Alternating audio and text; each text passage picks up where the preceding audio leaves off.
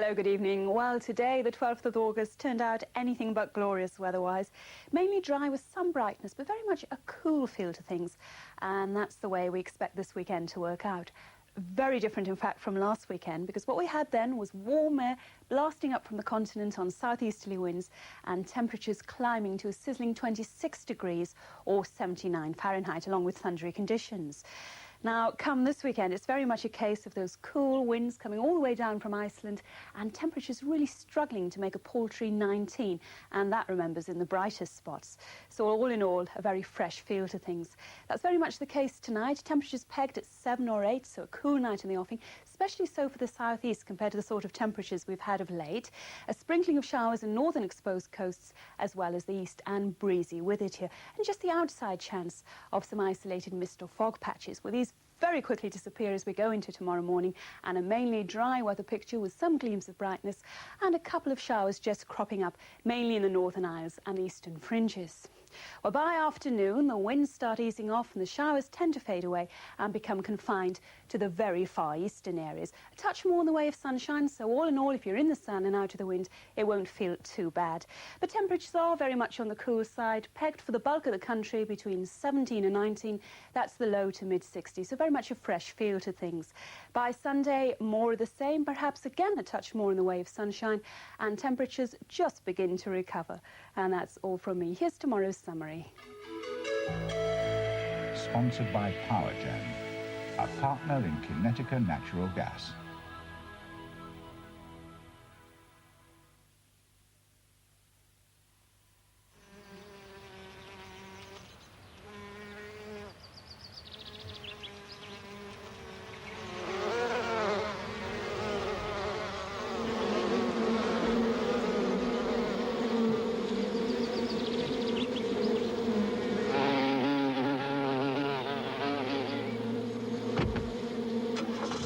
Fiesta Frescati, at £8,995, it's causing a bit of a buzz.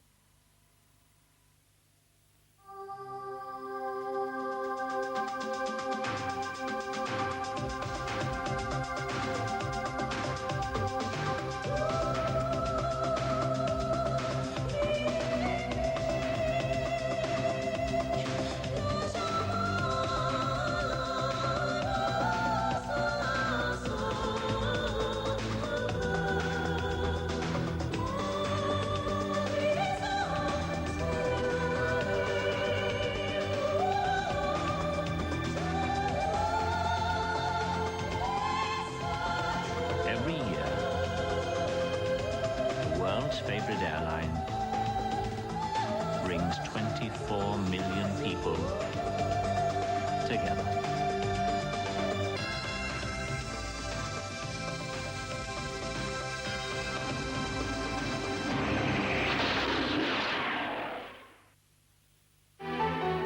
Whirlpool, the world's #1 washing machine manufacturer, are now delivering their machines all over Europe. But to get clothes really clean, which detergent did they choose to remove tough stains? After testing numerous detergents, Whirlpool found that Ariel, Europe's best-selling detergent, gave them outstanding cleaning. Whirlpool and Ariel, together bringing quality cleaning into your life.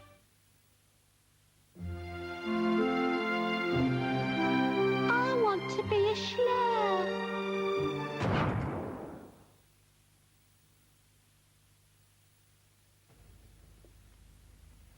According to Vogue magazine, I found the best ever hair care product. I expect you have too. 51, 52, 53... From time to time, when you just can't sleep, take new Nitol. Just 2 tablets, and Nitol gently helps you fall fast asleep. Try new Nitol, only available from your pharmacist, and say good night all. Buy a Fiesta now and you'll get a £400 cashback from Ford. Buzz down to your Southern Ford dealer today.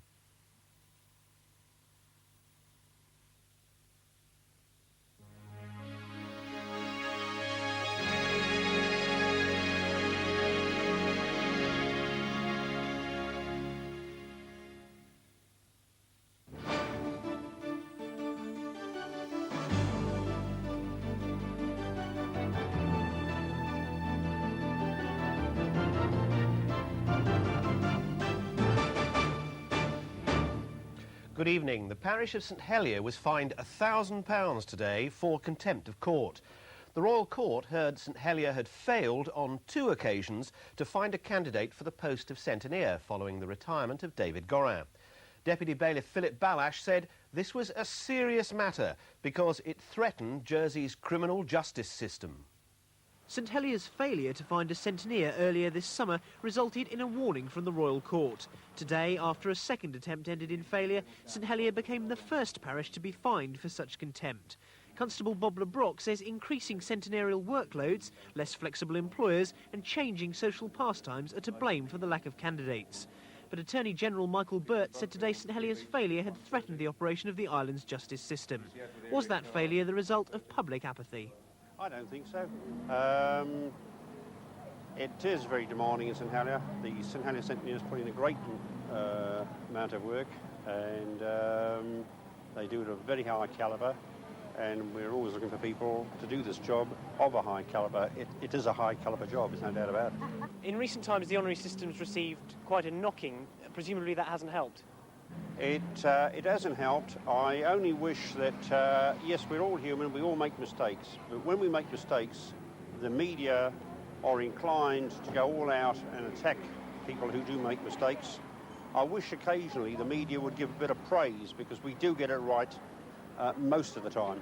And in fact, 99.99% of the time we get it right. But when we do make a mistake, everybody seems to jump on the bandwagon. And this island, I would think itself very, very fortunate that so many people come forward and offer their time, not just in the honorary police, but in the whole honorary system. 3 candidates have now put their names forward for the vacancy.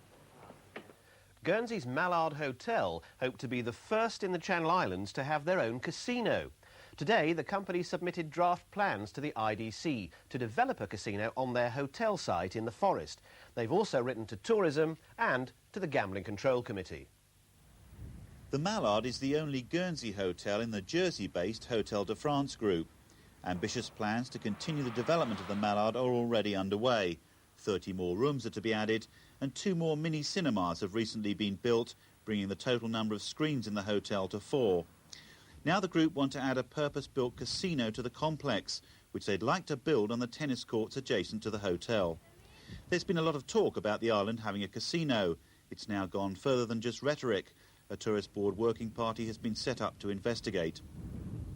According to the Mallard, it's not only a great tourist attraction, it could help safeguard the island's prosperity. If something was to happen, say, with banking, where would we be? And there's a lot of things on the island that we need money for, and I think that the revenue that could be brought in for the states through a casino would be colossal and could really help, you know, people on the island, hospitals and so forth. Your group is obviously very interested in the idea. Yes, we feel that obviously there's money to be made at it, whether we were to run a casino operation on our own or to operate it on behalf of the states, but we feel that there's a lot of potential there.